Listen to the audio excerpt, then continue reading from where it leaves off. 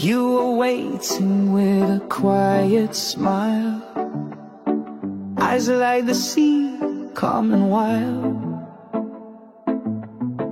I had no map, just restless feet. You made every lost part meet, and the shade wrapped around us like a song, a place where broken hearts belong. Under the breadfruit tree I found you near. No need for words, your silence clear. The world stood still, the sun bowed low, and in your arms I let it go. Seasons pass, but the tree still stands, like the promise in your hands.